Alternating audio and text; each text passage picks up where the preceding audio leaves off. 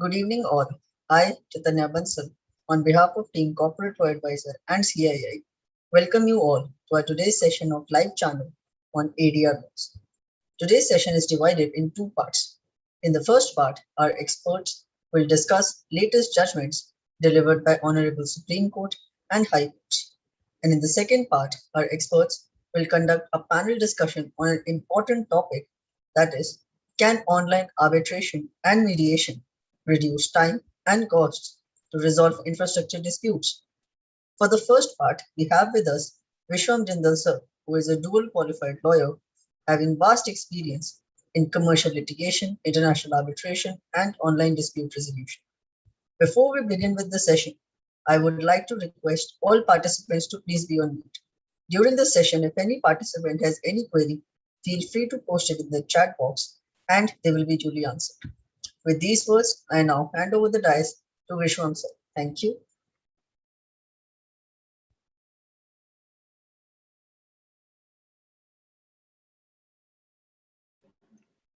Thank you, Chaitanya. Good evening, everybody. I hope everybody is staying safe and well. Welcome to the August edition of our live track series on arbitration, mediation, conciliation, and online dispute resolution. Without any further ado, I will just get on it, and I'm going to share my screen now.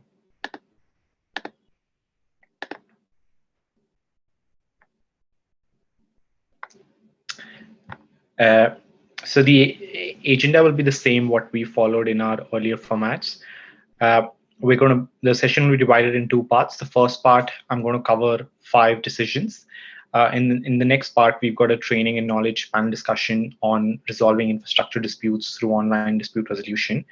And then we can sort of take questions as we go. Like our previous sessions, if you have any questions or if any members in the audience has any experience or thoughts that they want to share during the updates phase or during the panel discussion, probably best you ask your question as we go along rather than wait till the end.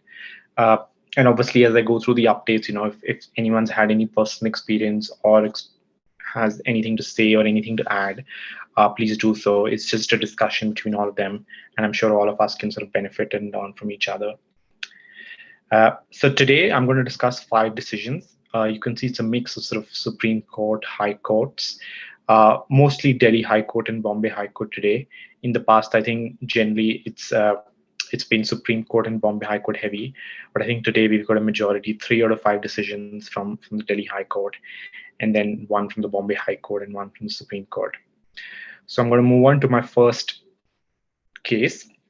Steel Authority of India Limited versus Jaldi Overseas Private Limited. The factual background is basically that both parties executed 2 separate agreements. One was a chartered party for delivering coking coal, and the other was for delivery of limestone. Now there was a dispute essentially between the parties under both the agreements. SAIL was alleging that there is a breach of the second agreement, but it withheld payment under the first contract with an intention to settle damages under the second one. Jaldi then initiated arbitration proceedings, praying for payments due as well as 12% compound interest.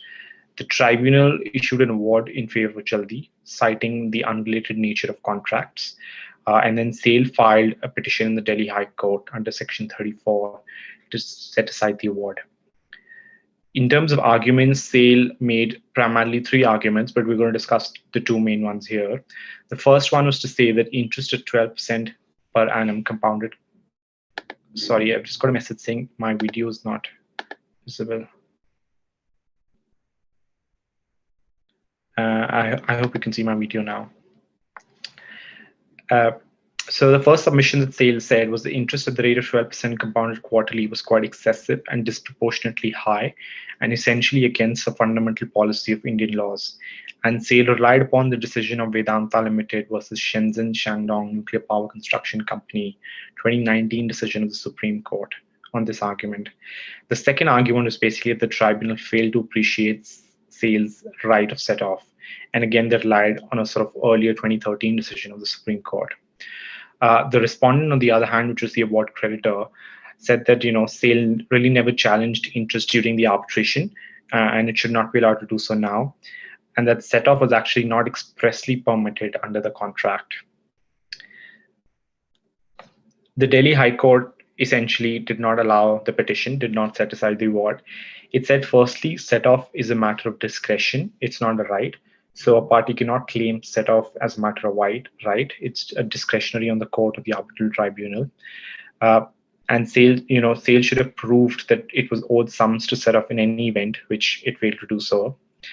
Moving on to the interest point, the court said, 12% and compound interest is not contrary to the fundamental public policy of India. In fact, during the arbitration, under the contract in which Sale was entitled to sums, he was claiming 18% and compound interest. So it made no sense where it itself is claiming 18% compound interest, but challenging, saying 12% is excessively high on the other side. So the Delhi High Court actually imposed costs on Sale for bringing this petition to the Delhi High Court. That's the end of the first decision. If there's anybody from the audience who's had experience on similar issues under Section 34 proceedings, or if anybody wants to share any thoughts, we can discuss them now before I move on to the next case.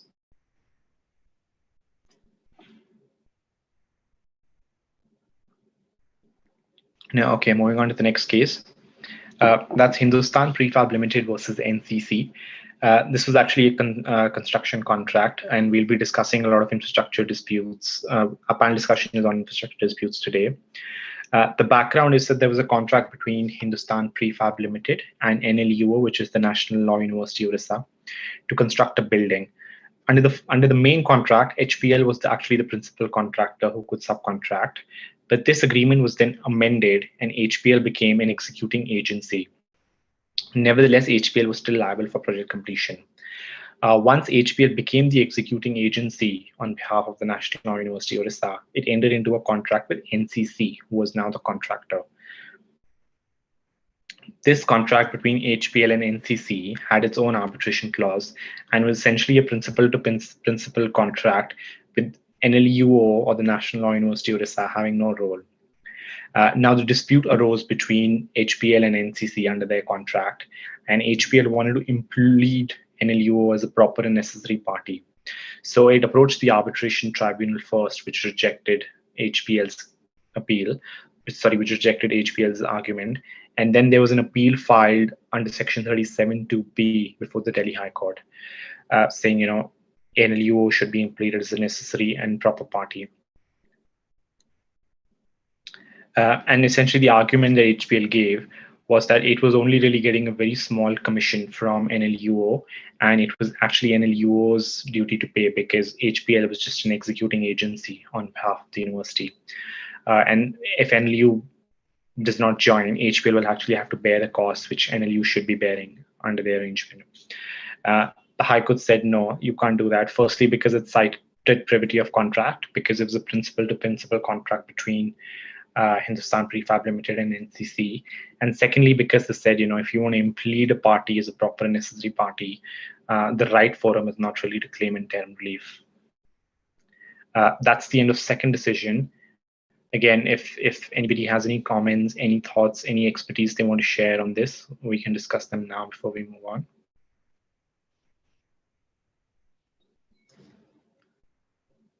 Okay. The next is the Bombay High Court recent decision in BCCI versus Deccan Chronicles Private Limited. A lot of you would know that Deccan Chronicles won the bid for Deccan Chargers franchise of the IPL. The background is basically that they had a 10-year franchise contract, but there were certain breaches of the contract. BCCI alleged that Deccan Chronicles created charges on the assets, which they could not do, and ultimately it gave rise to insolvency proceedings under the IPC. And Deccan Chronicles was also not really paying the players on time. So BCCI terminated the contract, and Deccan Chronicles initiated arbitral proceedings. Now, a sole arbitrator was appointed, which awarded Deccan Chronicles damages of approximately 4,800 crores, along with 10% interest and costs of 50 lakh rupees. This was then, taken by BCCI to the Bombay High Court under Section 34, seeking to set aside the award. In terms of submissions, BCCI, alleging that the award should be set aside, submitted that the conclusions were perverse, and which is why it should be set aside. And I'm going to come to what the BCCI argued to be perverse because that's exactly what the Bombay High Court has held to be perverse. But the BCCI also argued that what tribunal has done is actually it's applied ex aequo et bono, but not really the law. So it's applied the principles of what is fair and right under the contract, but not essentially what the Indian legal position is. Deccan Chronicle defended, saying, firstly, BCCI submissions are not really within the four corners of Section 34, so they're not really making any grounds for challenging the award. Secondly, under the Arbitration Act, the entire objective of the Act is for to have minimum interference of the courts. And lastly, that they made other submissions saying BCCI actually acted capriciously and maliciously with an end goal of ousting the Deccan chargers and ultimately forcing them into bankruptcy. So what the court did was actually very interesting. It set aside the award partially, and it allowed damages by viewing it as a recovery claim plus interest. And it's gone into sort of 6 different submissions, which BCCI also argued, saying, that they are actually perverse. So the first essentially submission of the BCCI, as well as what the court decided, was that the tribunal has come to conclusions which it could not have. And the first one is that the tribunal ignored the differences between what is a curable breach and an incurable breach under the agreement. Now, the agreement in clause 11 was stipulated in such a way that they were curable and non-curable breaches. And in fact, for some curable breaches, I think there were 3 breaches in total. 2 of them were curable. BCCI actually gave time to Deccan Chronicle to cure that breach, but Deccan Chronicle just failed to do so. The second limb was that the tribunal accepted the respondent's submission that the termination was premature and that the breaches have been cured, ignoring 2 letters which are on record of the respondent themselves contradicting submissions, so on the same point. The third was that the tribunal accepted the respondent's submissions on them having substantially complied with the contract. The court found that the respondents were responsible for providing this, and the award does not mention any documents or evidence that would support these conclusions. So the Bombay High Court really had a problem with what is substantial compliance, because they said, as a doctrine, the arbitral tribunal has no authority under private law to determine what is substantial compliance. And even if there was substantial compliance, basically there is nothing in the award in terms of evidence on how there was substantial compliance. So on the fourth point, the court said the tribunal accepted the insolvency proceedings were compromised and the event was no more in existence, when in fact the compromise stipulated that the winding up proceedings were only in abeyance. And then second last, it said that the tribunal found that the BCCI had a duty to act fairly and without discrimination. And this sort of important horizontally and public law in a commercial arbitration to the detriment of a party. So the court said, this is actually impermissible. And lastly, it awarded damages in lieu of specific performance without first finding that the respondent was owed specific performance. And so ultimately, based on these 6 findings, the court said, these 6 findings are all perverse. And that's why it essentially set aside the award partially and only allowed damages of very little compared to what the sole arbitrator awarded. So that's the end of this decision.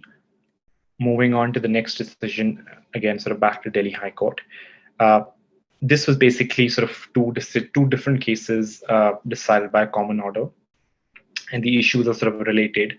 The first issue was whether the prior consent of central government is necessary under Section 86(3) CPC to enforce an award against a foreign state. And the second is whether a foreign state can claim sovereign immunity against enforcement of an award coming out of a commercial transaction. So the factual background, sort of 2 different factual backgrounds. In the first one, KLA entered into a commercial contract with the Embassy of Afghanistan for sort of certain rehabilitation measures of the embassy. And then in parallel, Matrix Global, another petitioner, had a contract with the Ministry of Education of Ethiopia to supply books. And sort of disputes arose under both contracts. Ex parte proceedings were held before the arbitrator because neither the government of Afghanistan nor government of Ethiopia appeared before the tribunal. And a request was made to the government of India seeking permission under Section 86(3) CPC. So suits could be filed against the Embassy of Afghanistan and the Ministry of Education of Ethiopia. In terms of the arguments, both petitioners basically made 3 arguments that they said the legal fiction of awards in sense of awards being equivalent to degrees was solely to attach legitimacy to the awards, and it does not have any effect whatsoever of actually making the award same as a decree under CPC. So they said, CPC doesn't apply; it's the Arbitration Act which applies, and which is why we don't really need prior consent of the government to initiate proceedings against the respondents. And they also argue that globally, it's an established position that states implicitly waive their rights of sovereign immunity when signing an arbitration agreement. And it is now not open for states to plead sovereign immunity at the stage of enforcement. Because if they sign into contracts, commercial contracts, and then claim immunity at the stage of enforcement, then this would really cause upheaval to global trade. The court basically agreed with all three arguments made and said, that's the correct legal position. And participation in commercial activities is actually an implicit waiver of sovereign immunity. So the Delhi High Court ultimately decided that no permission was required from the central government under Section 86(3) CPC to initiate enforcement proceedings under the Arbitration Act against them.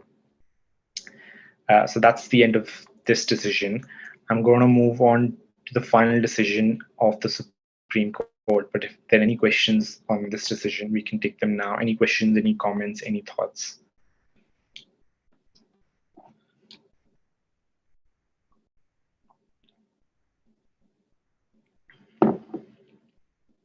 Okay.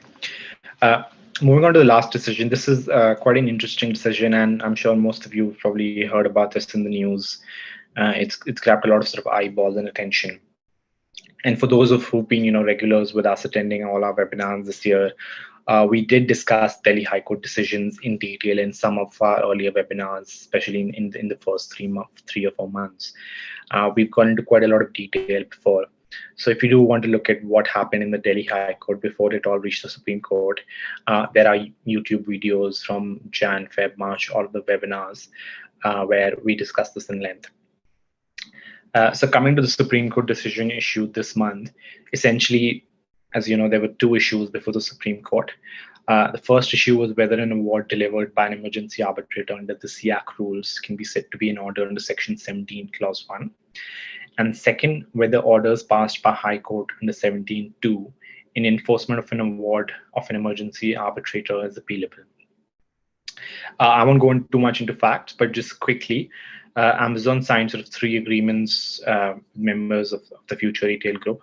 The idea behind these agreements was that Amazon would invest in Future Retail Limited assets in a way that rights attached to those assets would still vest in Future Retail Limited. And they would not need Amazon's consent before they could transfer or dispose of the assets.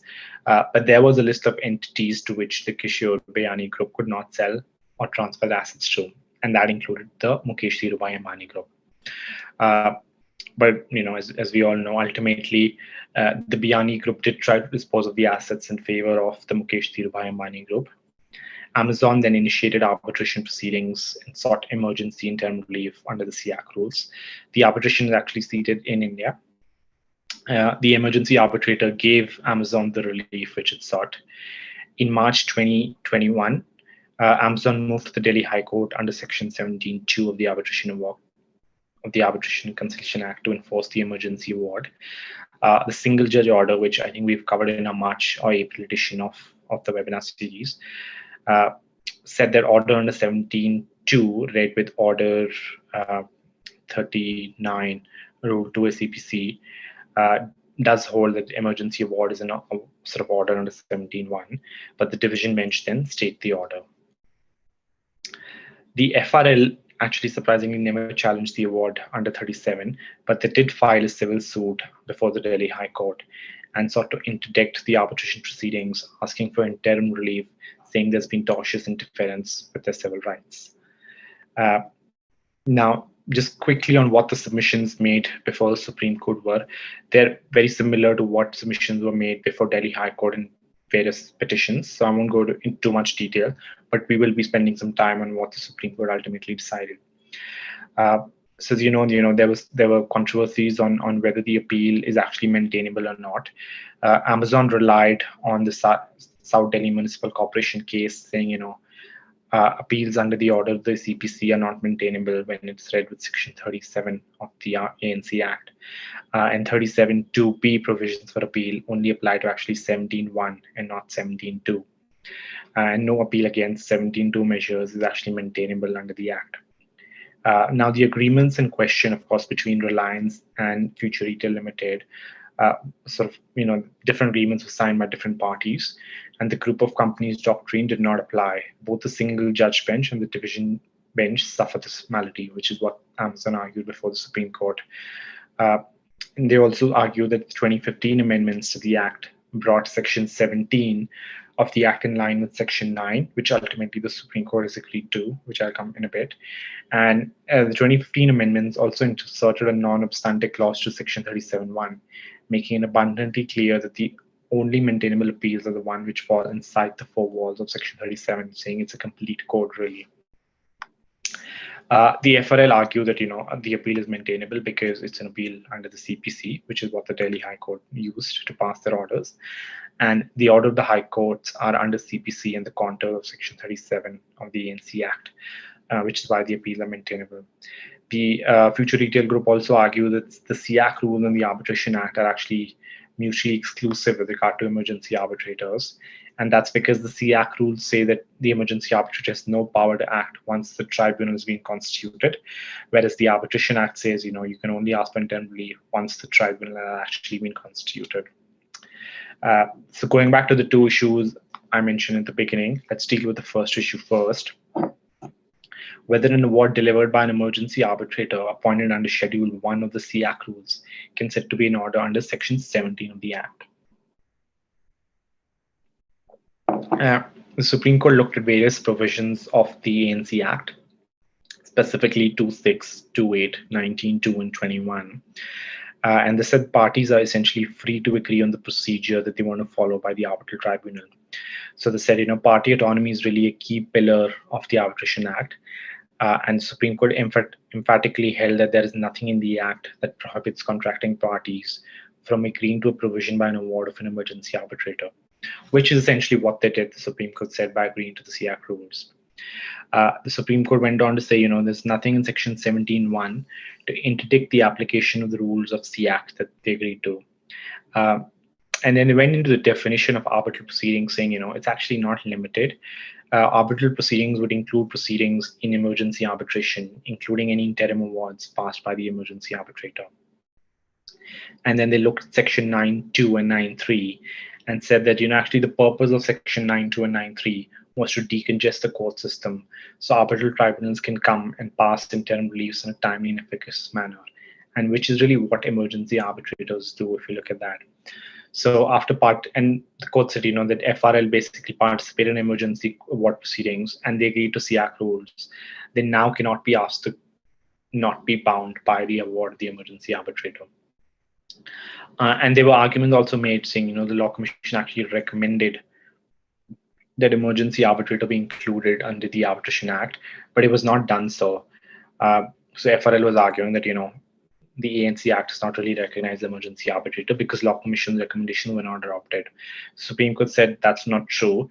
Just because it was submitted does not mean it's really, form part of a statute when you properly interpret it. So that was the decision on the first issue. Moving on to the second issue, which is on Section 17 and 37.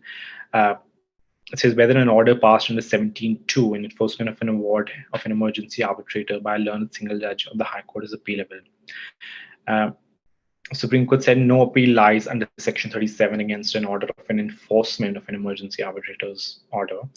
And they go back into 2015 amendments to say 17.1 confers the same part of an arbitral tribunal as the court. And they say, why is Section 17 Clause 2 there in the Act? Because it's really there because the earlier law on enforcement of interim orders by the tribunal was very, very cumbersome. So now courts act the same way, whether they're actually enforcing an award under 17.2 or when they're issuing orders under Section 9 for the parties. And they go on to say that Section 17.2 creates a legal fiction for enforcement of interim orders, but it does not extend to appeals. So the legal fiction is limited for the purposes of enforcement as a decree of the court, but not an appeal. And they also compare 17.1 and 9.1 and basically say that they're a mirror image. So whatever interim measures parties can request the court under 9.1 can be requested to the arbitral tribunal under 17.1. And then they go on to say that, no changes have been made by the Parliament under Section 37 to bring it in line with what the CPC says in terms of appeals. And then they say, if you look at the opening words of 17.2, it says subject to any orders passed in appeal under Section 37, which demonstrates that the Parliament's understanding is that the orders passed in appeal under Section 37 are relatable only to Section 17.1, not 2. And appeals against an order refusing an injunction may be allowed, in which case 17.2 would kick in to enforce the order passed in appeal. But the legislature made no amendment to the granting or refusing to grant any measure under Section 9 to bring it in line with CPC. So basically what they're saying, enforcement proceedings are not really covered by the appeal provision here under Section 37. And even under the 2019 amendments, it's been held by Supreme Court and some other decisions, which we've discussed in earlier webinars, that 37 is really a complete code for appeals from orders and awards made in arbitration. So that's the end of this decision. If there are any questions, any comments, any thoughts from anybody in the audience on the Amazon decision, or just any of the 5 decisions we discussed today, I think now is the time to sort of speak up and say if you have anything. Otherwise, we can sort of move on to the panel discussion. I know everyone's been waiting for the panel discussion. I have a point in respect of BCCI's matter. The legal position as on today is that the courts cannot substitute their decision. They can set aside an award. But then how Deccan Chronicle, the court has substituted its own decision. And that would be an issue which would be... I certainly, yeah. No, I certainly see what you're saying. There are a lot of decisions of the Supreme Court which said that, you can either set aside an award or you can allow the award. You can basically dismiss the petition. Yes. But there's no middle ground. Yes. But I guess, the Bombay High Court has done something like that. Their judgments have gone to the extent of saying that the court can remand the matter for removing the defect back to the tribunal. But the court, once there is an arbitration clause, then that dispute is not worthy of judicial review. So as to bring in the equality, Article 14, the BCCI being a state rather than a commercial organization.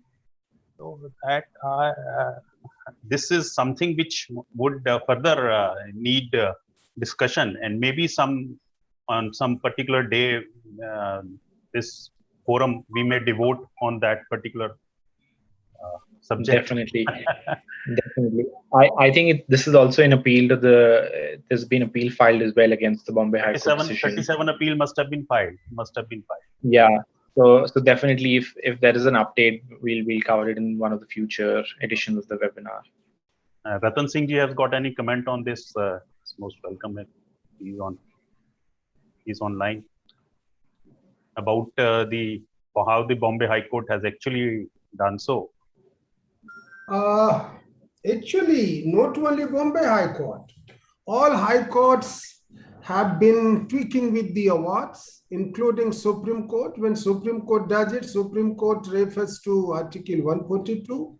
When other high courts have been doing, they do not refer to any article, but they do it. However, after the latest judgment, which says you cannot modify the award now, I think courts will go slow. In one of my matters where I have raised this issue, court has started taking cognizance of this. But the view some of the judges is that there should be legislative intervention and modification may be allowed. But so long as it is not done, this is the law. And this is the law not only in India, it is globally, this is the situation. In fact, the Article 34 of Unsettled Model Law is also on the same line. Either awards cannot be interfered with, like it is not a court of appeal. So Section 34 courts are not court of appeal. Objection courts are not a court of appeal. Yeah. It will open a Pandora's box if we start treating Section 34 as a court of appeal and allow the courts to substitute their own decision. Then there would be no difference between alternative dispute resolution process vis-a-vis the court. So that would be a difficulty, as is very rightly being pointed out. And I have serious doubts that such an amendment would be allowed eventually. But other side of coin is equally interesting and strong an argument. Other side says if court has region, see, question is appellate court can do whatever could have been done by the trial court. Here, question is if they want to set aside portion of the award, how to deal with this. Yes, one claim, if one claim has to go, it has to go in entirety. Let us say that you have 5 claims awarded by the arbitrator, and the Section 34 court feels that 2 of the claims ought not to have been awarded. So award to the extent of 2 claims can be set aside in entirety. But what happens when the arbitrator feels that portion of one claim has been wrongly awarded? If suppose portion of one claim is A plus B plus C, and arbitrator thinks that C or B ought not to have been awarded, then how do you deal with this? That is another area of concern. True. Anybody else from the audience wants to join in or has any other comments or questions?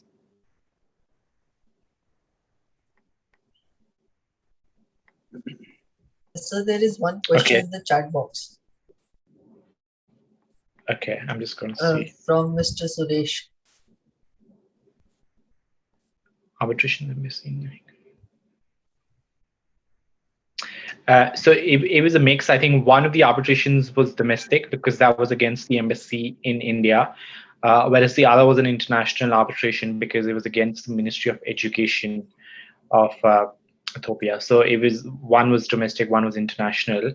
I know there is an appeal pending against the Delhi High Court decision in the Afghanistan case, which has been obviously stayed now because of the problems we're having in Afghanistan. So definitely, if the Supreme Court changes the order or if they pass a different order, we'll cover it in one of the future editions of our webinar. Thank you. Okay, so moving on to our panel discussion today, unless there are any other questions. We've got a very interesting and a very eminent panel today, and we're going to be discussing infrastructure disputes and online dispute resolution. Now, as I'm sure most of you know, generally a lot of infrastructure disputes are resolved by arbitration. Whether they are resolved successfully by mediation or conciliation, I will leave it to the panel to sort of debate today. But what we're looking at today is not specifically just arbitration, but what about online arbitration and mediation, conciliation, both sort of offline and online. So we've got a very impressive panel today. Like I said, we've got 2 senior advocates and 1 practicing lawyer, and I would request Chaitanya to just briefly introduce them. Thank you, sir.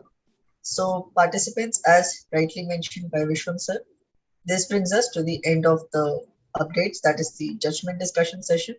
And now we move on to the panel discussion. And for the panel discussion, we have with us Puneet Jindal sir, Ratan K. Singh sir, and Puneet Sareen sir. Puneet Jindal sir is a senior advocate having an experience of 34 years in litigation and arbitration. He has appeared before various high courts, tribunals, and commissions. His area of specialization includes corporate disputes, banking and debt recovery, energy and electricity disputes, etc. Ratan sir is a senior advocate and is one of the leading arbitrators and counsels who is appointed and engaged in complex, high-value commercial litigation and arbitration. Puneet Sareen sir is an advocate practicing in civil and arbitration side in Punjab and Haryana High Court and District Court Jalandhar. He has represented Union of India, NHAI, Ministry of Road and Transport in various matters. He has also been selected as a standing counsel for the Income Tax Department and is also an impaneled counsel for National Insurance Company. He has also been handling legal matters of reputed organizations like PVR Cinemas, Radio Mirchi, etc. Before we begin with the panel discussion, I would again like to request and remind our participants that if they have any queries, feel free to post it in the chat box and they will be duly answered. With these words, I now hand over the dice back to Vishwam sir. Thank you. Thank you, Chaitanya. So the format we follow for the panel discussion is we'll just get each of the three panelists to share some introductory comments in sort of 10 minutes or so each, and then we can sort of deep dive into the general discussions. So if I may request Mr. Puneet Jindal now to take the floor and share some introductory comments on the topic. Thank you, Chaitanya. Thank you, Vishwam. Well, before proceeding with the topic in hand, I would like to share with you, probably some might have missed the amendment of the Specific Relief Act brought in 2018. I will just share screen with you with regard to the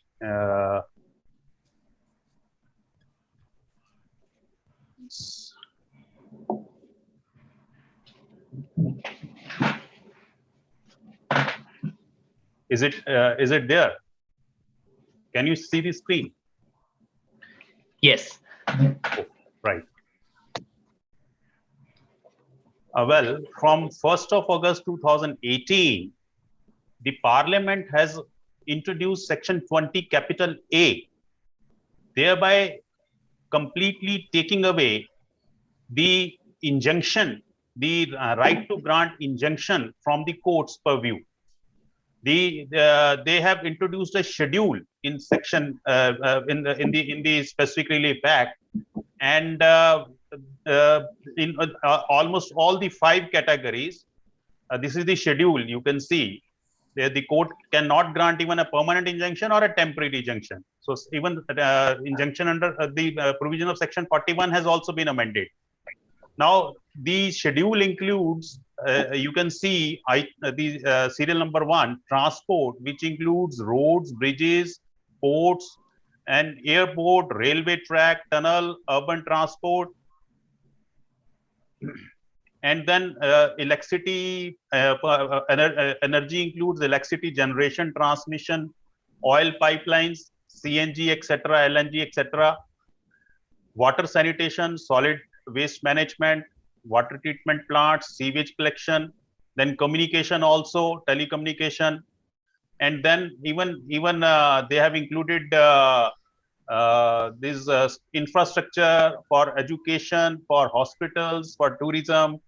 Almost they they have covered in 5 topics almost the entire things, which the courts have been now asked to not to grant any injunction if it is a infrastructure project.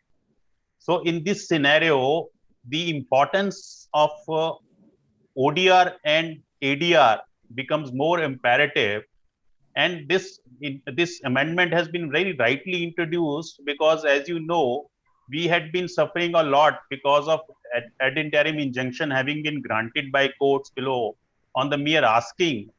The projects keep on delayed for years and decades, thereby making them totally impractical in terms of cost increase, in terms of sufferance by the public, by the general public for the lack of infrastructure, and so many things. So this is a legislative change, a very welcome legislative change, but of course with a very sweeping provisions with respect to covering almost the entire spectrum of what can be called this infrastructure. So infrastructure projects, they have been given a very wide definition by the schedule attached with the Specific Relief Act. So this is, once we are dealing with infrastructure, we must understand that what is the sweep of this expression, infrastructure disputes. Infrastructure and construction is very small part of it. Infrastructure will be much wider than the expression. So even affordable housing also has been provided for the economically weaker section, a very small dwelling unit of the carpet area of just 60 square meter. So that has also been covered in this infrastructure. Now coming to the fundamentally, I would be dealing with the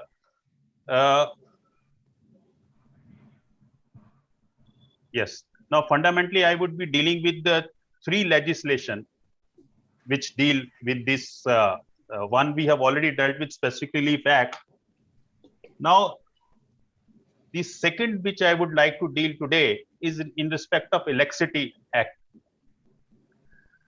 In the Electricity Act, under the Electricity Act, there is hardly any provision which provide for resolution of dispute through alternate dispute resolution. There are so many huge variety of disputes which arises because of the generation, transmission, and distribution of electricity. And the statute only provides one provision in section 158, which is to be read along with section 86, clause F, where the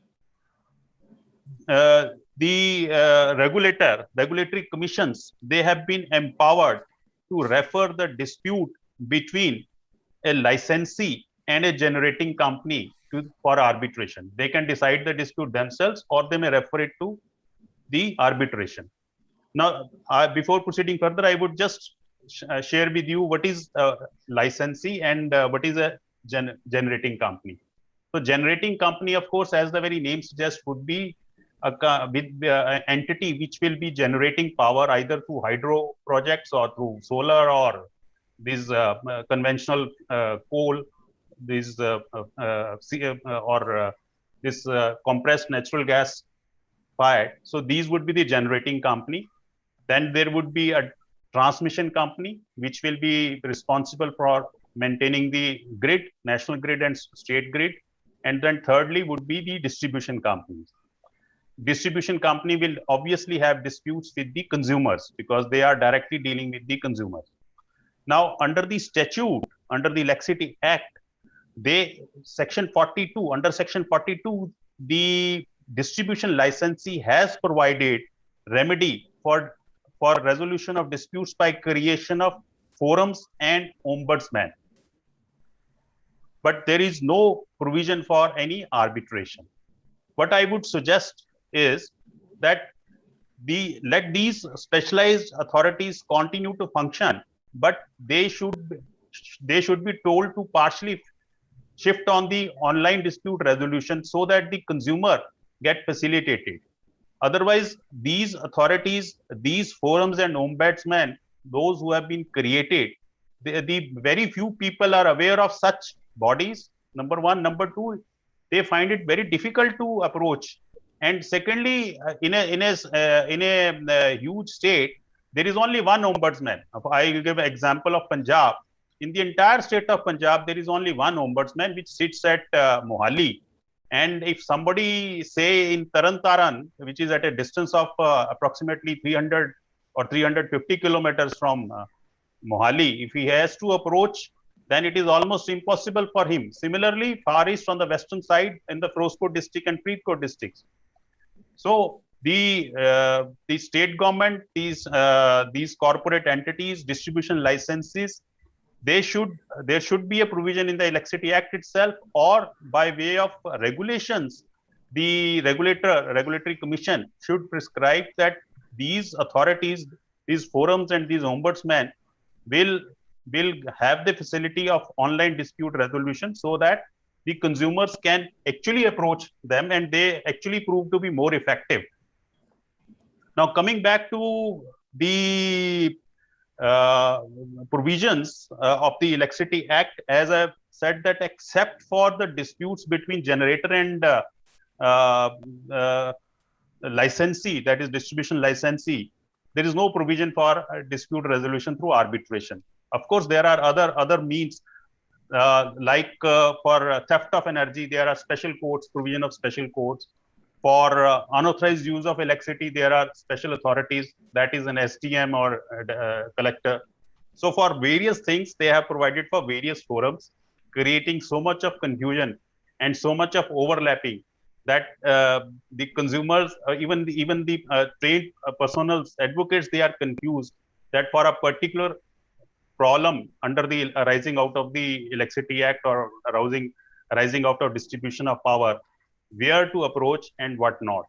So this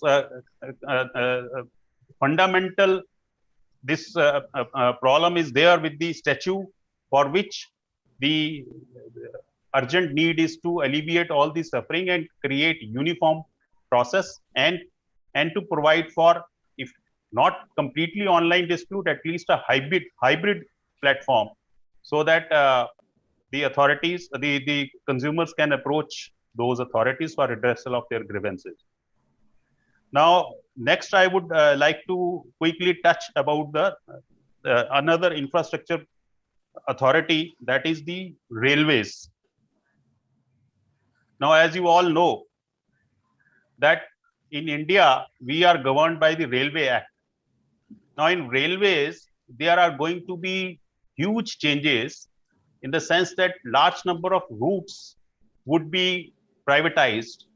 The government is likely to, what they call is, monetize the major routes. Railways have a dual duty. They have the dual duty of carriage of passengers and then carriage of goods. For both these purposes, the government has got huge plans to monetize these. And as on today, there are authorities, tribunals which have been created. Again, those tribunals, they are very few. And in fact, for number of states, there are only one tribunal. For example, for Himachal, Punjab and Haryana, there is only one railway claims tribunal. Of course, it is located at Chandigarh. But again, they have no facility of online dispute resolution. So if any person is aggrieved because the railway has failed to transport the goods, or there is a short delivery or non-delivery, he is constrained to travel long distance. And these issues, of course, we will be discussing with the in the topics also. But again, there is a imminent need for the government to wake up, for the regulator to wake up and make provision for online dispute resolution before these specialized bodies or tribunals or regulatory commissions. So this is an urgent need with regard to this. As on today, railway has only got one provision for arbitration, and that is with regard to acquisition. Once the land is acquired by the railway for their special projects, then just like National Highway, they had got provision under Section 20F, Clause 6, that such disputes can be referred to arbitrator, which arbitrator again is nominated by the central government. So these are the provisions with regard to the two statutes, the railways as well as the electricity. I would also like to discuss here a case. If you can wrap up now, I think. Yes, Mr. Jindal. yes. Quickly, I'll just wrap up. I would like to discuss a case here. This case is State of Gujarat versus Public Works Contracts, Public Works Department of Gujarat, where a statute was created in the state of Gujarat known as State of Gujarat Public Works Contracts Dispute Arbitral Tribunal Act. So they had under a statute, they have created a arbitral tribunal, a permanent arbitral tribunal. Any dispute with regard to construction, whether it was specifically NB says under the contract arbitration or not, all such disputes, they were compulsorily referable to that tribunal. And the Supreme Court in 2020 has upheld such a provision. They say it does not violate any of provision of the Arbitration and Conciliation Act. So I would rest my. Thank you, Mr. Jindal. I think that was quite comprehensive, and I'm sure everybody in the audience would agree. I would now turn to Mr. Ratan Singh. Floor is all yours.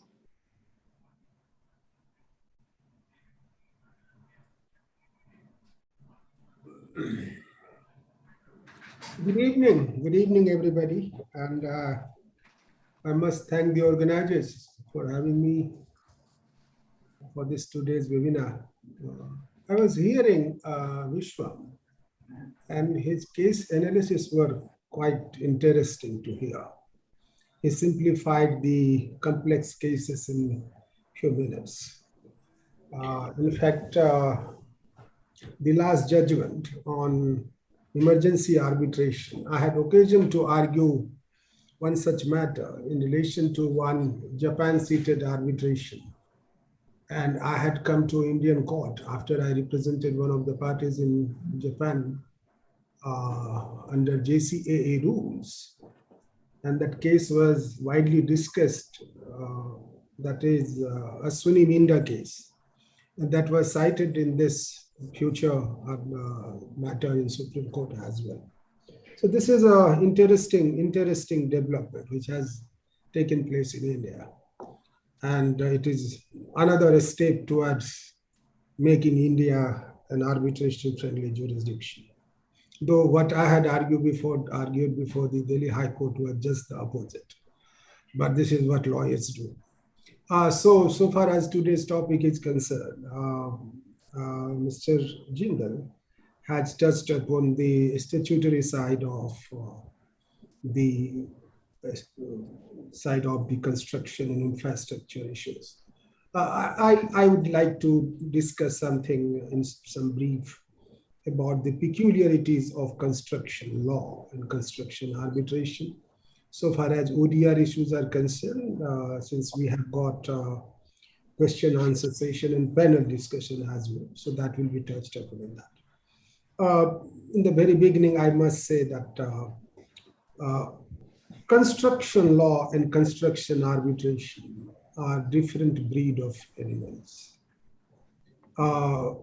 Construction law is not just law of contract. It is much beyond that. It has got its very developed jurisprudence, and that has been now globally recognized. This is how you have law schools in various jurisdictions which are teaching construction law as a specialized course. You have various institutions which are having courses on masters in construction law and MSc in construction law and so on and so forth. One such college is King's College London, and you have other colleges like this. Melbourne University has lots of courses which are being offered. And similarly, construction arbitration, as I said, is again not simply any other commercial arbitration or civil arbitration. Construction arbitration has its own peculiarities. So far as construction law is concerned, it traces its origin in Hammurabi Code, which was written as the first codified law written in 1750 BC. And thereafter, there have been lots of developments all across the globe. Unfortunately, in India, we have still not seen any legislation on construction law as such, or relating to construction disputes. In fact, just before COVID, I was speaking in Singapore for a construction law conference, and I was asked 3 questions by the audience.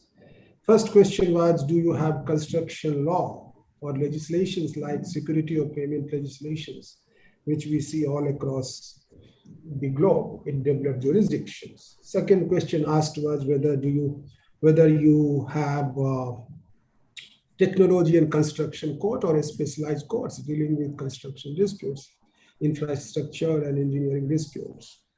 And third question asked was whether you teach construction law in your law schools and in your engineering colleges. And ladies and gentlemen, answer to all the 3 questions were in negative. So we do not have security of payment legislations. We do not teach in law schools, though there is increasing awareness amongst the relevant stakeholders. And now we see number of events, conferences, webinars happening on construction law and construction arbitration.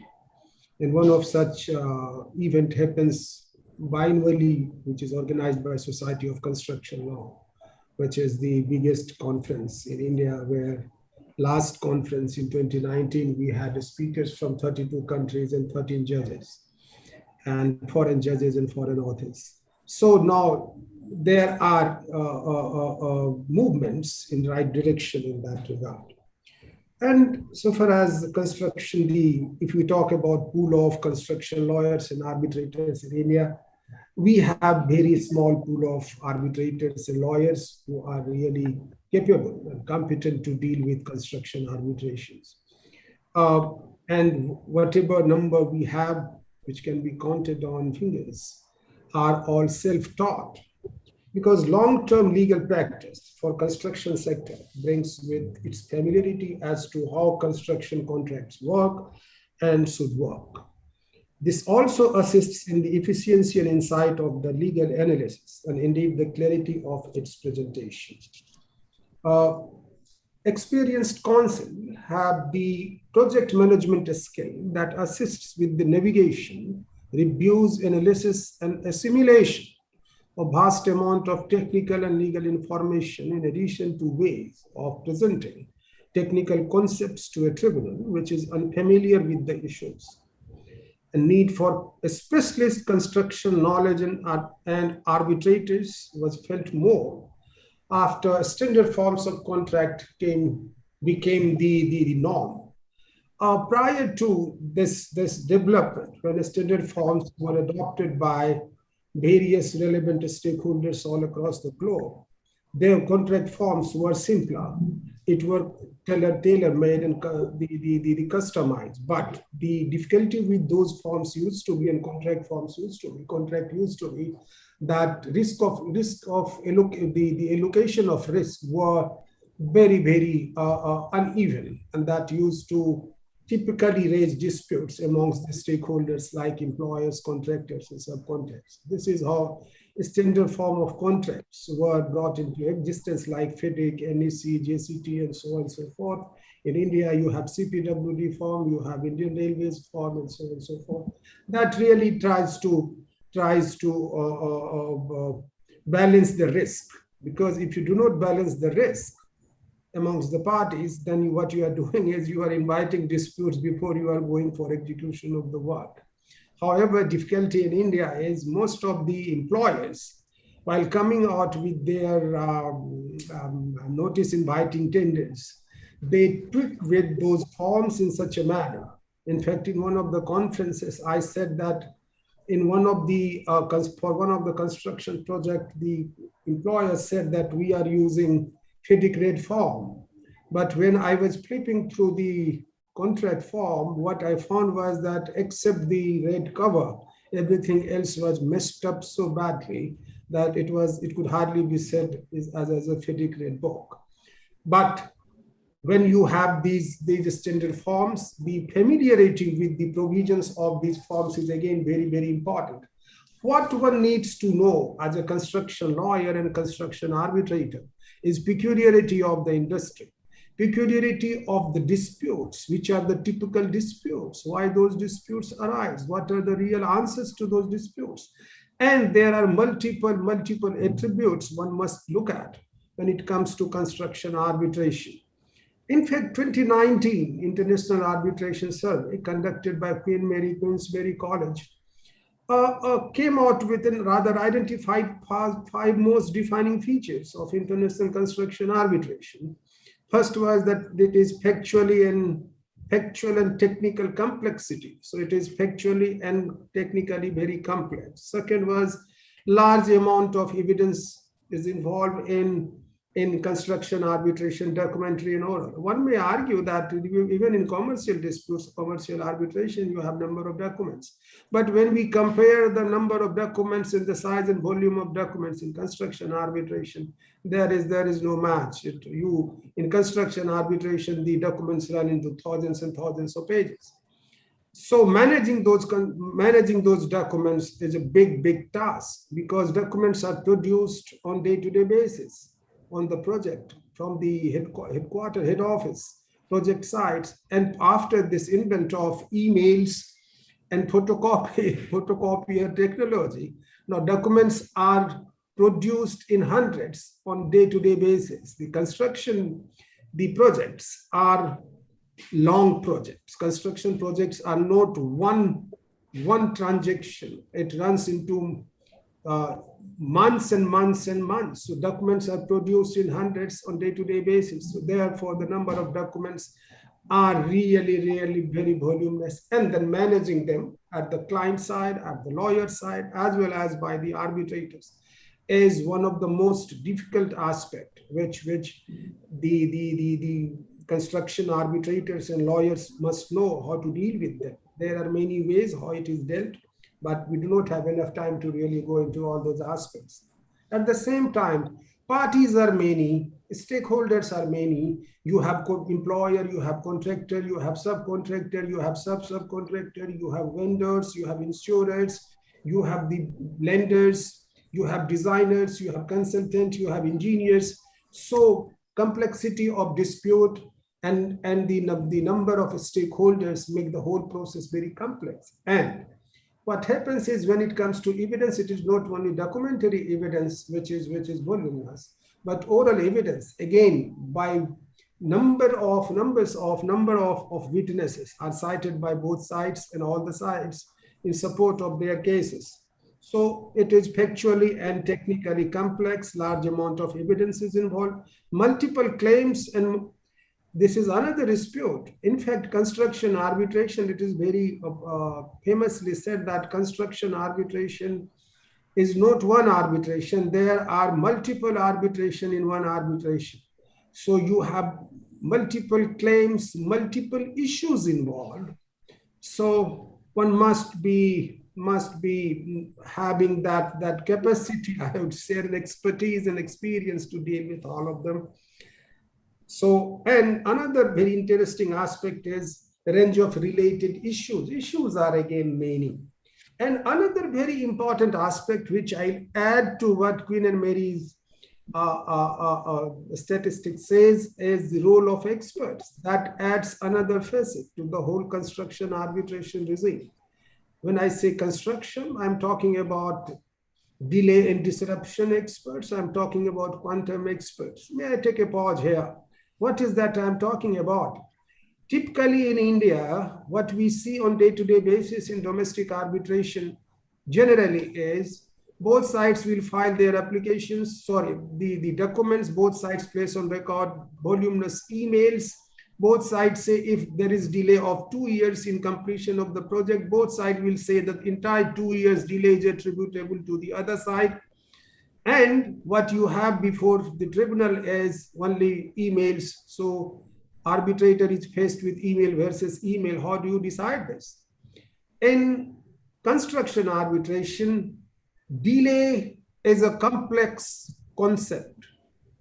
Every delay does not entitle the contractor for extension of time and for prolongation cost. Only those delays which falls on critical path, which enhances and rather extends the completion period, only those delays are compensable delays or excusable delays, not all delays. Similarly, you have disruption. Disruption is again different from delay. This is a different concept which does not extend the time for the completion of the project, but it does disrupt the development of the project. So it gives rise to claim for prolongation and so on and so forth.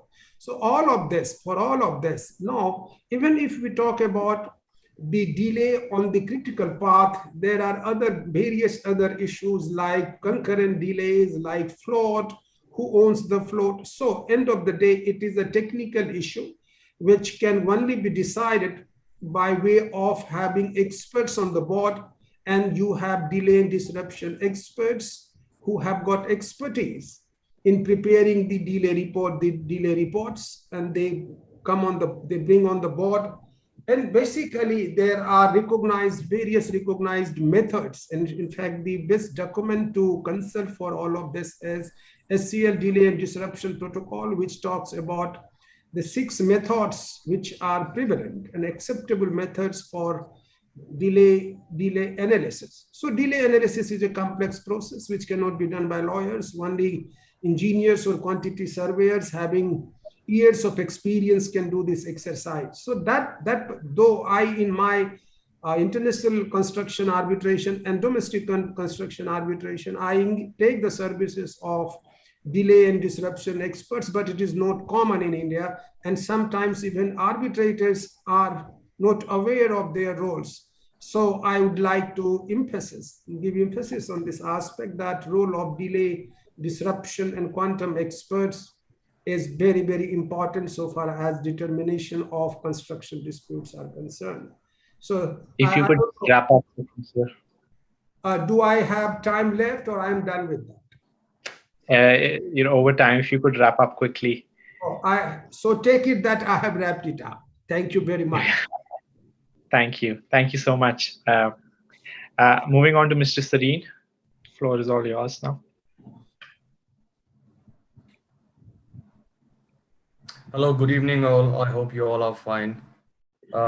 Thank you for this platform to share my views upon infrastructure dispute. Moving on to the actual problem in legal fraternity these days is with regard to delay. Delay is very fatal, not only in times of money, but also in terms of country's progress, I would say. I would take the discussion towards the acquisition of land for National Highways Authority. Government of India, PSU, NHAI acquires land for widening of national highways and for acquisition of land for new highways. So obviously the masses are involved. The land of farmers are acquired by the government of India for widening of the highways, for which we have to compensate them. The Union of India have to compensate them. So the dispute here comes under the ambit of National Highway Act, where the landowner says that compensation is petty. So under the provision of Section 3G5 of National Highway Act, the landowners have a right to file a reference before the arbitrator. So I'll be discussing here the actual problem which we are facing. For example, acquisition was done in the year 2004, 2005, but you won't believe till today the matters are pending before the arbitrator. They are being delayed or on one aspect or the other for non-availability of the arbitrator. So the platform of ODR, what we are discussing today, is online dispute resolution. It is very important in coming future to decrease the time of litigation before the arbitrator. As a result, the delay is counted as on the part of the judicial process. But interest pendentalite principle says, in case the compensation is enhanced in future by the arbitrator, which is affirmed by Section 34, or thereafter by FAO, or thereafter by SLP, the government of India is burdened with interest of 15% per annum, which is as per Land Acquisition Act 1894, because before the Act of 2013, that is for Right of a Compensation Act, the previous Act of LAC 1894 was in force. So till today, the matters pertaining to prior 2013, they are governed under LAC, and Government of India is paying interest 15%, which is from the taxpayers' money. So if there is a platform of online dispute, virtual courts can be established, but there are numerous challenges in doing this in reality. For the reason, here we are dealing with masses, landowners, because see, a huge stretch is acquired, maybe 120 kilometer, 150 kilometer. So that will involve a number of landowners. So that will amount to bulk litigation, if we say. For example, one stretch is acquired. There are about 150 khasra numbers involved in those. There are joint co-sharers, co-owners of the land, and there are about 500 matters. So all those 500 matters, some of them refer to the arbitrator. Arbitrator is burdened with 500 files all of a sudden. On account of delay of various reasons, like lately because of COVID-19 pandemic situation, had there been online option with the arbitrator, there should be extensive training to the general public at large. They should be encouraged to have trust upon online arbitration.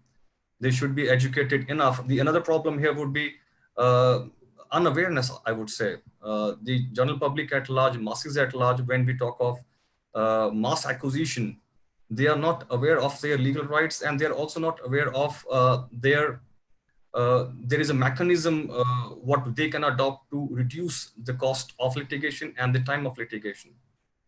So the need of the hour, I would say, is to adopt online arbitration for many reasons. If it is in bulk, bunching can be done. One village acquired at a stretch. The village every village has a peculiar distinct feature with regard to its location, its access to the national highway, the location of land, the nature of land.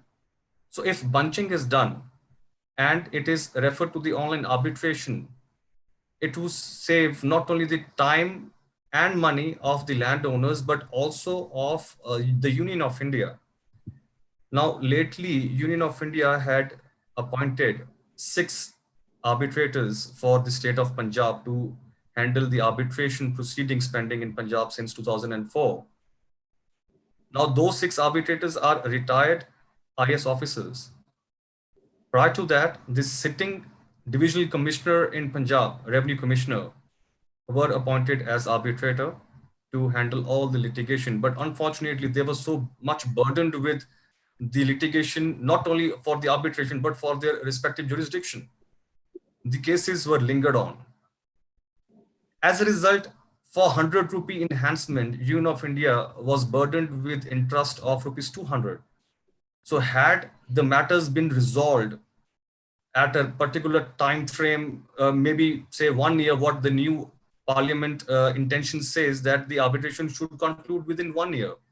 But here, 15 years have lapsed, and 15% interest is being paid by the Union of India, which pains me a lot for the reason that I'm representing the Union of India, and it's a huge penal interest, and it is as per the old act.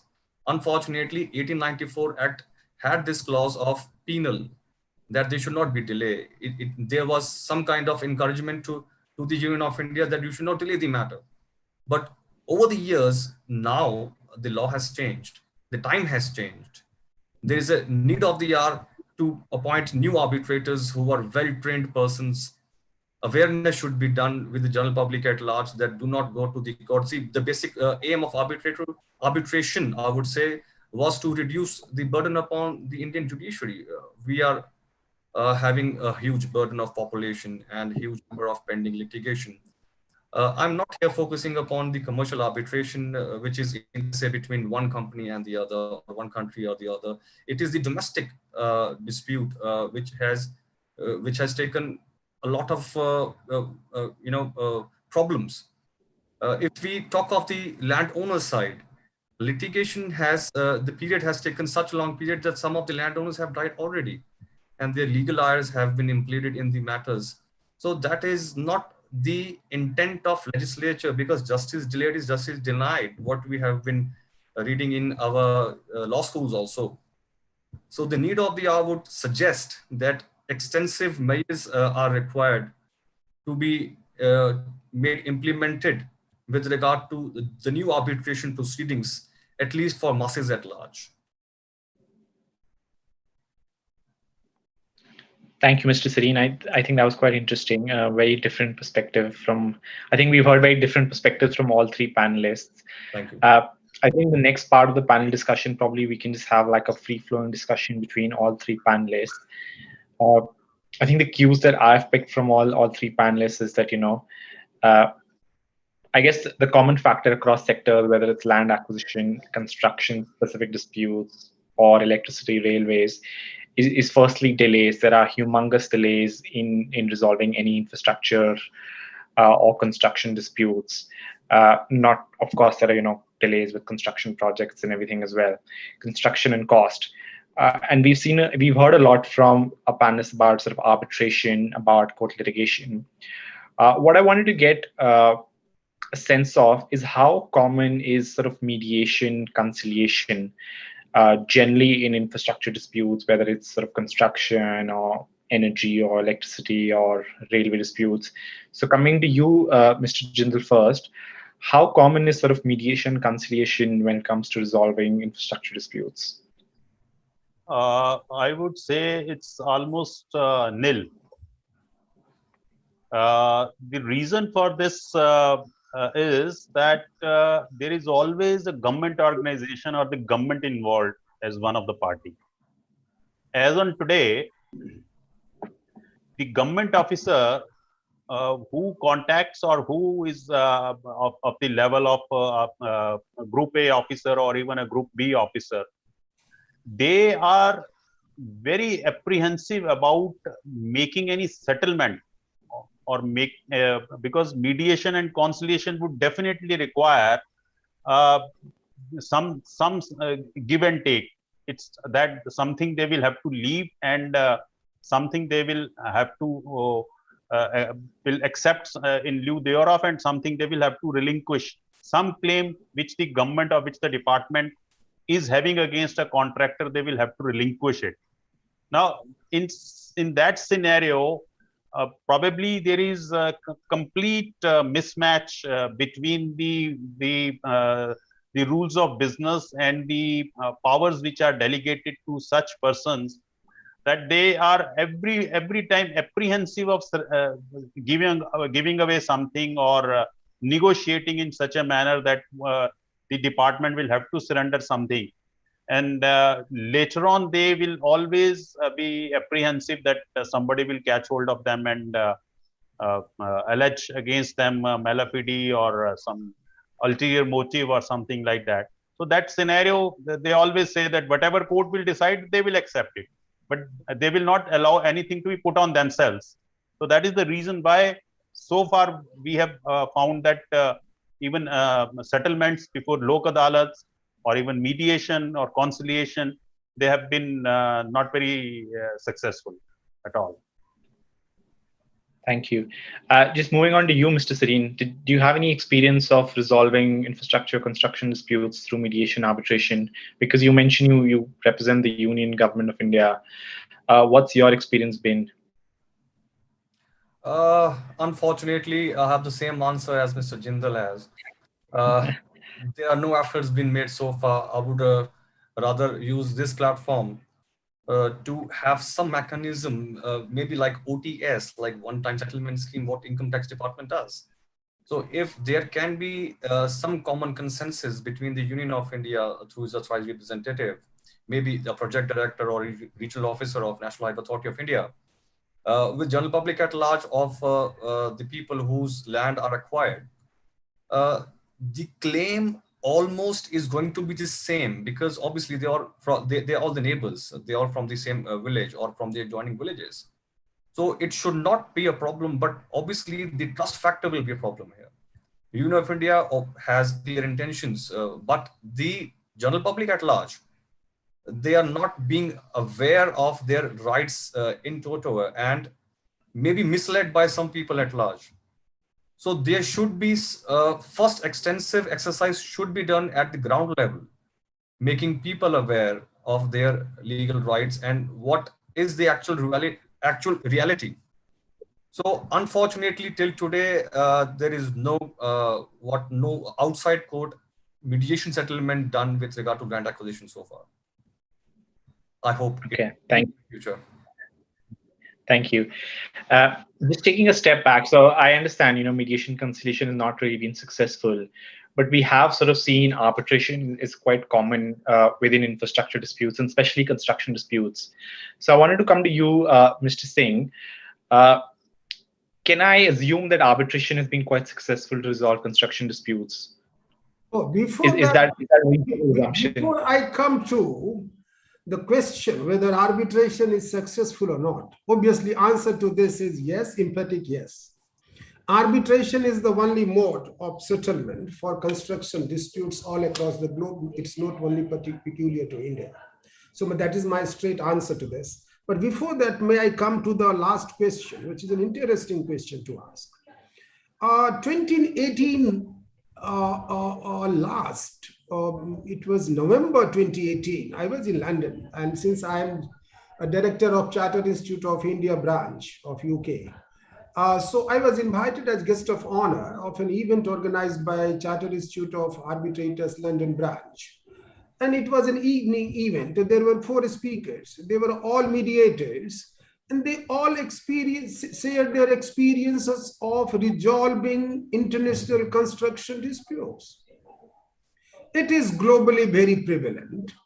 Now, when it comes to India, I would say it is not going the way it should for more than one regions. In fact, parties are not aware that there is something called mediation, which can really sort out their disputes, which are construction disputes. Lack of awareness about this medium of dispute resolution, that is one. Second, you do not have good pool of trained construction mediators. That is number 2. And so far as mediation, whatever mediation is happening in India, these are all court-annexed mediation, and generally what kind of disputes, the kind of dispute which are resolved are family disputes, matrimonial disputes, and civil disputes. Yes, I had occasion to appear for a employer in a construction dispute, which was referred to mediation by Delhi High Court, and I saw that it is settled and it got settled. But it was more of my persuasion rather than mediators' skills, which we really look at in the mediators. And in fact, very recently, I got an appointment as a mediator for an international construction dispute, which is already in arbitration, and arbitration is seated in India. And so therefore, these are some of the answers. Now coming back to your question, whether it is successful or not. Yes, it is successful, and it is the only mode. And I'll tell you why it is the only mode. Because traditionally, it is about the tradition. It is about the culture in the construction industry. Culturally, the construction disputes go to arbitration, and reason for that is very simple. Reason is the technicality involved. There is one awareness amongst all the parties to construction disputes that the technical issues cannot be well appreciated by courts. Courts are not well equipped. Like I said earlier, we do not have courts like Technology and Construction Court, where you have got very trained construction lawyers turned judges sitting as decision makers. So this awareness amongst stakeholders that what you need is experienced people who knows the industry and who can decide the technical aspects. That is why culturally construction disputes go to arbitration, and almost all disputes are decided through arbitration.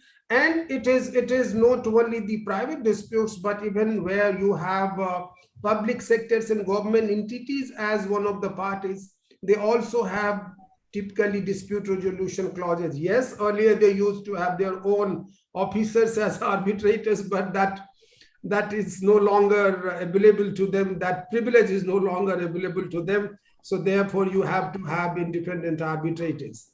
In fact, Queen and Mary and Vincent Mason survey on international arbitration trend said that this survey shows that arbitration is perceived as the best available process for resolving disputes arising in international construction process. In fact, if you see ICC's latest report, ICC also says that around 40% of their disputes are construction and engineering disputes and oil and gas disputes. In India, approximately 60% of big arbitrations and arbitrations, I am discounting those small value banking and mortgage arbitrations, which runs in thousands, but I'm discounting them. If you discount them, then approximately 60% arbitrations are construction arbitrations. And arbitration is so successful that courts are not getting the opportunity to develop and clarify construction law jurisprudence and principles in India. The difficulty today, and in fact, major difficulty with construction law jurisprudence in India is it has hardly evolved. As I said, you do not have technology in construction courts. Now you are left with arbitration.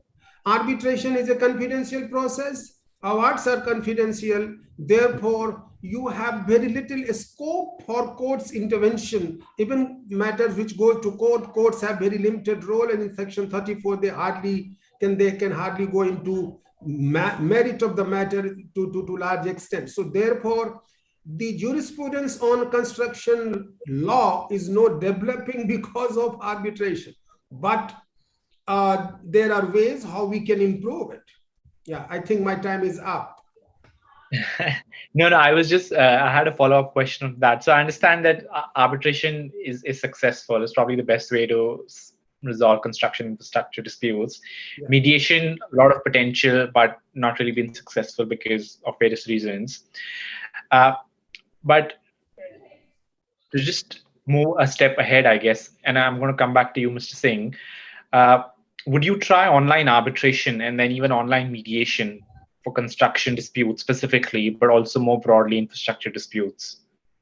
Oh. A yes and no, and then why yes and why no? Yes. I'll tell you, answer to start with is yes, but with a rider no. Not no in that sense, but I would say yes, and in certain cases, hybrid.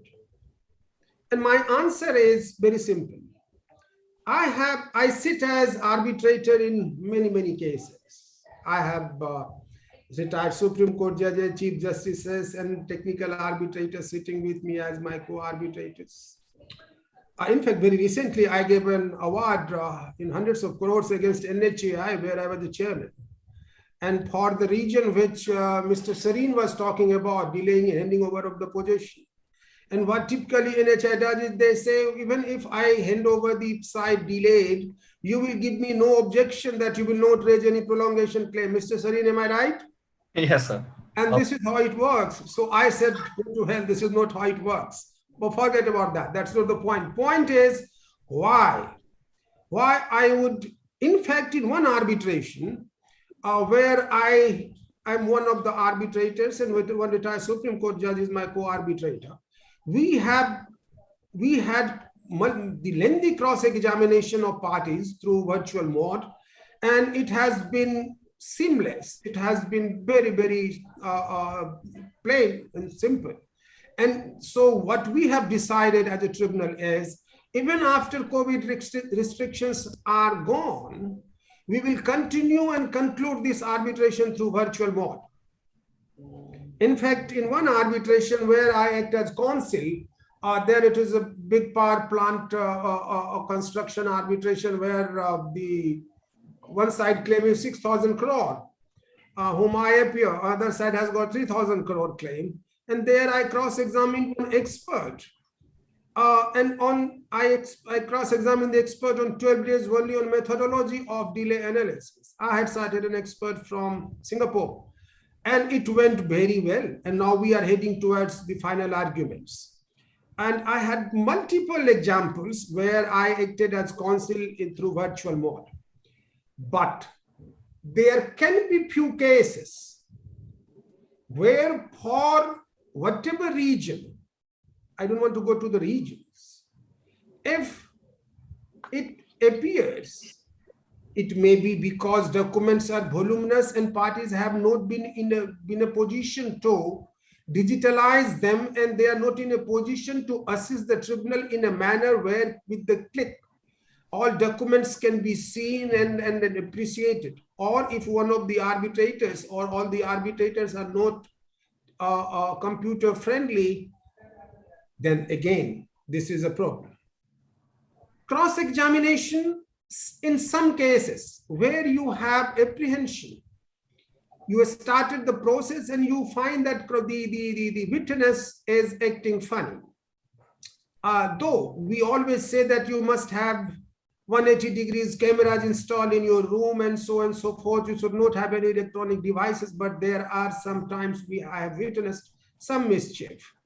Now, if you are confronted with those situations, see, it is case-to-case basis analysis. If you think that in this particular arbitration, we need to have hybrid process, but one thing I'll surely advocate is that in every arbitration, not only construction arbitration, the only need for physical hearing can be, if at all needed, is for cross-examination and final arguments, not for other case management and procedural hearings. No, it should be complete no. And that has been done away with globally. I do lots of international arbitration in all capacities, and they are only hearings. That means cross-examination and final arguments together in one go in a week, 10 days, whatever time is assigned. Everything should be done in one go. Their physical hearing, yes, not otherwise. Otherwise, all other hearings, which is unfortunately not the case in India. Here, for every small and big procedural hearings, parties assemble, and then 3 arbitrators or 1 arbitrator. So it is really very, very, it doesn't, so whole process becomes very, very costlier and lengthier. So that should be done away with. Yeah. Okay. Thank you, Mr. Singh. I would take that as a thumbs up for online hearings and arbitration and mediation. Always. A step further, we've often seen in arbitrations and then before the courts, a lot of parties would challenge their arbitration clauses and agreements saying, the arbitration clause is not valid for XYZ reasons. I'm going to come to you, Mr. Jindal. If there was an online dispute resolution clause, say an online arbitration or mediation clause in a contract, do you foresee the courts having problem with that by adding in either ODR institution or just the word online arbitration into the clause? Does that create problems under the Arbitration Act or with enforcement later on? So there are 2 different aspects. One is, as you were saying, that large number of courts are flooded with litigation saying that the arbitration clause is non-existent or there is no contract for arbitration. Well, that scenario will continue to be there. If one of the parties says that there is no arbitration agreement, whether that arbitration is to be conducted through physical mode or it is to be conducted through online dispute resolution mode, it will remain the same scenario. If we discuss a scenario when there is a existing arbitration clause and both the parties accept that, then the parties may opt that since there is a arbitration clause existing, whether arbitration is to be conducted through online dispute resolution mechanism or through physical mode or through hybrid mode, as Mr. Singh has very rightly suggested, that for cross-examination, etc., there has to be a physical, and appearances and other appearances can be always online. So that I fully endorse, because the demeanor of witnesses, etc., and they fear that the witness is being tutored by somebody else can only be done away with a physical mode. Or it can be hybrid also. I mean, both way it can happen, or let us see, with the advent of more technological improvement, we may even secure those concerns as well in future. Hopefully it will be also that such concerns would be taken care of. But future is, of course, online dispute resolution. As Mr. Sareen was suggesting, that for the last 10 years, the arbitrator in that national highway matter has not decided. Once it goes online and that officer will have a peer, that his proceedings are being recorded, and anybody sitting in the ministry level or at his superior level can see him that he is not performing his duties, which he should do it as expeditiously as possible. It would be a very big consideration for him to actually work and do necessary steps to expedite the conclusions thereof. So transparency will really help us improve in the efficiency mechanism. Thank you.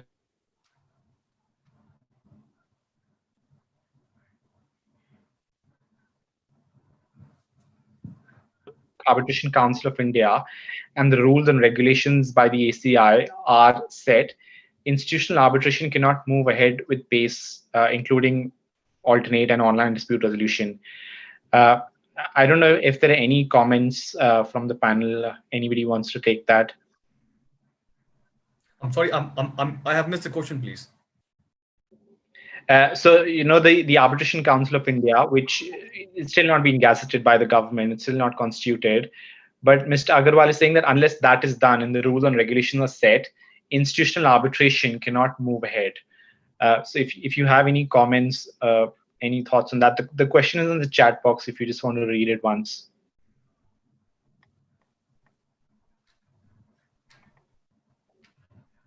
I'm afraid institutional arbitration, whether an institutional the institutional arbitration can go for the can urge the parties to try and adopt this online dispute resolution through arbitration or through physical mode only or through both. That would be so far there is no clarity. There is no as on today there is no prohibition, but there is no such mandate either under the statute or an amended provision of the statute. So it has to be seen when the rules and regulations are framed by the arbitration council. In fact, there should be a suggestion, as very rightly observed by the Niti Aayog and report of Honorable Mr. Justice A.K. Sikri, that this online dispute resolution mechanism is going to stay. So I would say this online dispute resolution should not only be adopted in arbitration proceedings, but even the tribunals and authorities which have been constituted under the various tribunals, a reference of which I have given a little while ago, even they should also try to conduct their proceedings through online dispute mechanism so as to facilitate the citizens, the complainants to address to put their complaints, their dispute resolution mechanism in a more effective manner and a more efficient manner. Thank you, Mr. Jindal. Just on that same topic, I'm going to come to you, Mr. Serene. Just on the Niti Aayog sort of committee report, still in draft phase under the committee, which they do talk about encouraging PSUs and government litigation to look at ODR to sort of save time costs from a futuristic perspective.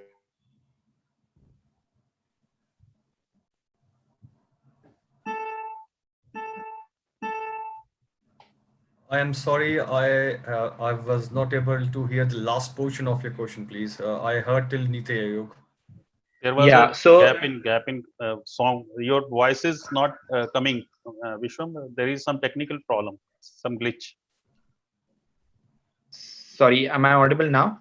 Yes, you are. Yes. Okay. Mr. Jindal mentioned about the Niti Aayog committee report, still in draft. With the committee was constituted under Justice A.K. Sikri. And he talks about that the government PSUs and government litigation generally, especially for the infrastructure side, should look at ODR to save sort of time and costs. So I wanted to get your thoughts on that. Certainly, I would say it's a very good step which can be taken in future. But again, the problem it is bilateral. Government of India PSUs can adapt a procedure whatever has been set by the Government of India or by the arbitration committee. The problem is with the other side.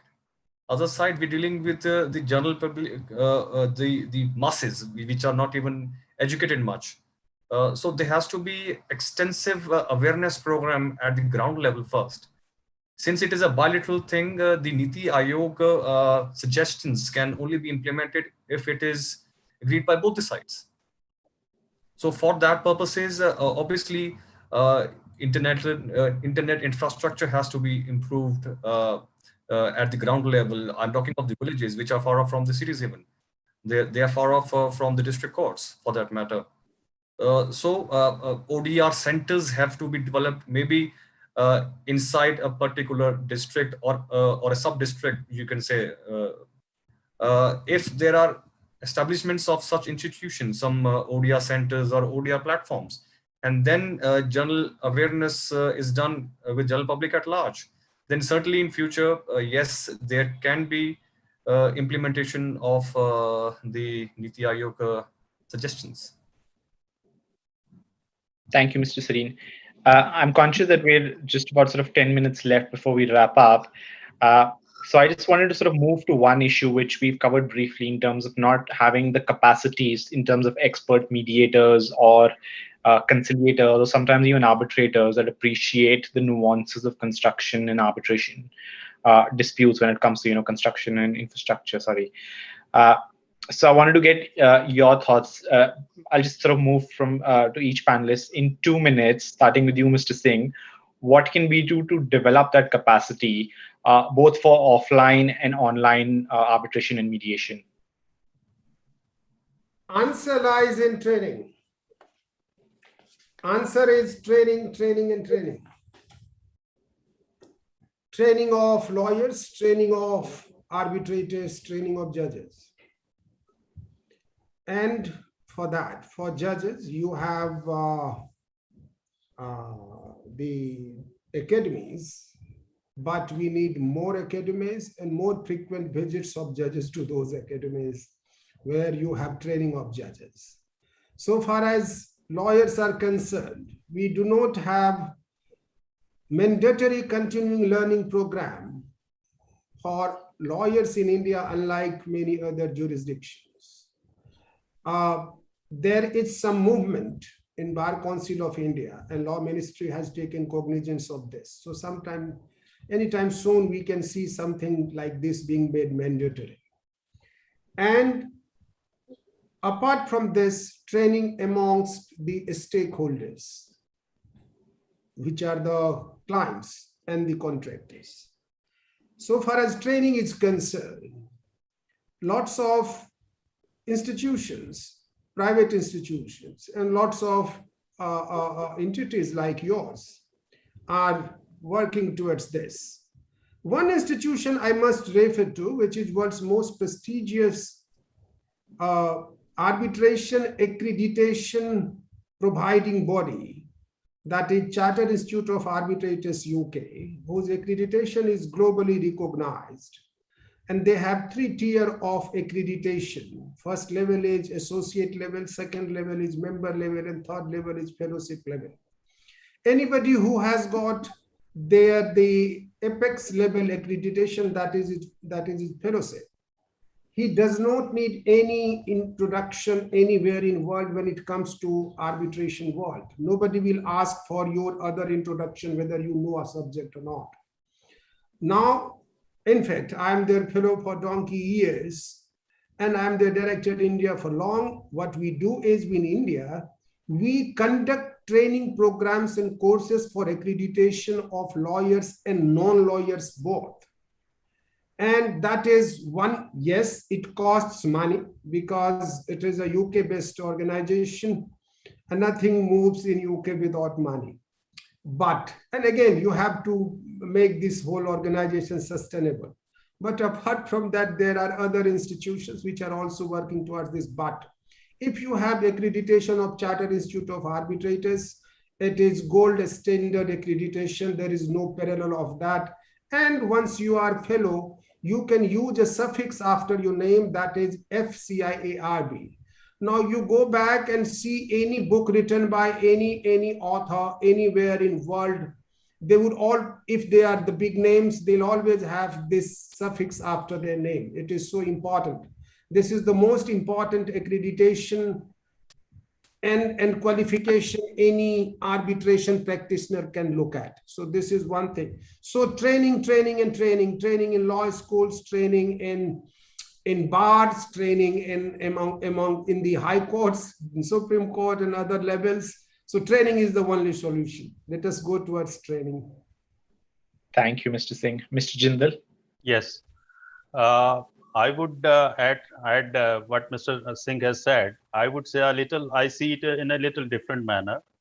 I see that there would be lot many mediators. There would be trained mediators, but if there is a demand, I will give you an example. In Chandigarh, there are about 300 trained mediators, but they do not have that much of work available for them to sustain for 300 odd or 400 odd mediators. If the scenario grows, if there is more demand of mediators, it is more remunerative, then of course people will go for training. As Mr. Singh is suggesting, that money, I won't say money, it is pounds which one has to spend for getting the fellowship. So £1 in India is almost $100. So spending money will not be a problem for a person if he sees that it is going to be remunerative in future. So there has to be a pull and from the market that be there for more training. Training, of course, training is very essential, but there has to be a demand from the market only. Then people will go for training. So it is both complementary and supplementary to each other. If the ODR develops, the demand for mediators, conciliators, and arbitrators will develop. And so the people will go for training for bigger institutions. If it doesn't grow, then even the existing trained personals find it difficult to sustain. There is no dearth of talent in India. There is no dearth of law graduates in India. There is no dearth of trained personals in other fields, in accounts, in engineering, in construction. But the only dearth is with regard to the awareness and with regard to the pull from the society. If there is a demand, there will be a supply. Thank you, Mr. Jindal. I'll come back to you, Mr. Something on this. Vishwam, I have to say something on this.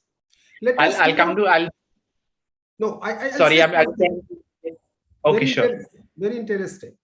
Let us not make it chicken and egg story.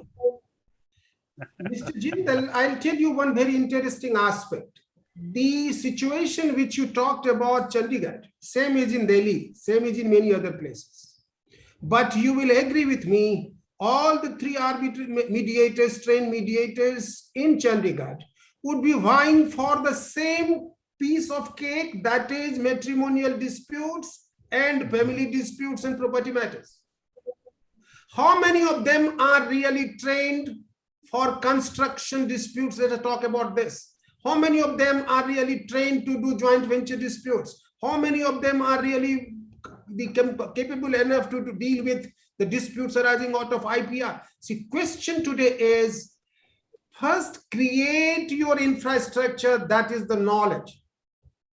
Train yourself. What you are doing is you are training yourself for something, matrimonial disputes and small disputes there. So that is not the only market. Market is much bigger. Let us explore bigger market. Let us go to bigger market. Thank you very much. Thank you, Mr. Singh. I'm coming to you, Mr. Sareen, now. I would add with the comments of both the senior advocates that we should, the government of India should come up with a new plan, a new scheme wherein we can have our own institute to give training to the public at large. We should not be dependent upon some UK institute or some US institute. Like Mr. Jindal said, we are no less than any other country. So there should be some efforts, maybe more extensive efforts, I would say, because government has done a lot. Supreme Court has also intervened a lot. We should have some bigger platforms in India only, which are nationally or internationally accredited with the other institutes. And the training should be given. Yes, I agree with Mr. Singh. Unless we are prepared, how would we handle this situation in future? So training, but I would say not abroad, but in India, because we have to face our own conditions which are peculiar in India, which I'm talking again from the aspect of general public at large, not of commercial arbitrations. there is one rider here. I just make my comment clear. When Justice B.N. Sri Krishna Committee was constituted High Power Committee by Government of India, that committee had invited me as well to give a presentation. There I had said that if we want to develop arbitration in India, if you want to develop institutional arbitration in India and the entire ecosystem of arbitration in India, you need to give emphasis on training. And it was accepted by the committee. It has been recommended by the committee, and it has been said what you Vishwam was talking about, Arbitration Council of India. Now there is the High Power Committee has already recommended that there will be training, and training institutions will be set up, and training institutions will be accredited in India. I'm not advocating for any foreign institution. Even Chartered Institute of Arbitrators conducts training program in India. I'm saying training is, you need to have training, whether we get it in India, we get it abroad. Let us have training mechanism put in place. Thank you all the panelists.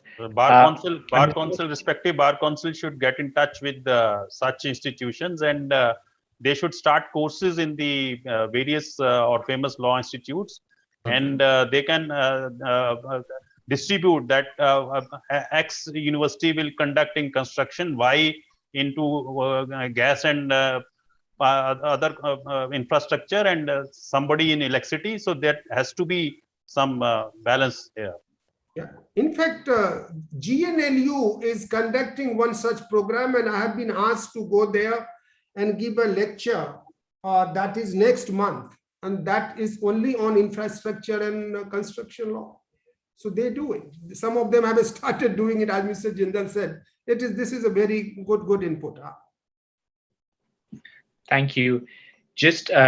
I'll just request Chaitanya to conclude and thank everybody. But before that, just logistics like every time. Recording of the webinar is available on YouTube. And if anybody needs a copy of the slides or have any queries, please feel free to email me. But otherwise, I look forward to seeing you in the September edition of the webinar. Again, last Friday, 5 to 7 p.m. We'll come back with fresh updates, fresh decisions, and a new panel and a new topic for September. Thank you all so much. Stay safe and take care. Thank you, sir. So participants, this brings us to the end of today's session.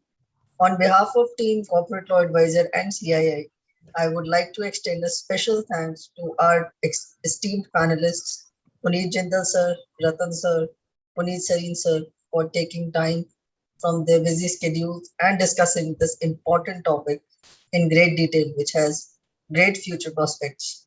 So participants, see you all in the next session. Till then, goodbye, take care, stay home and stay safe.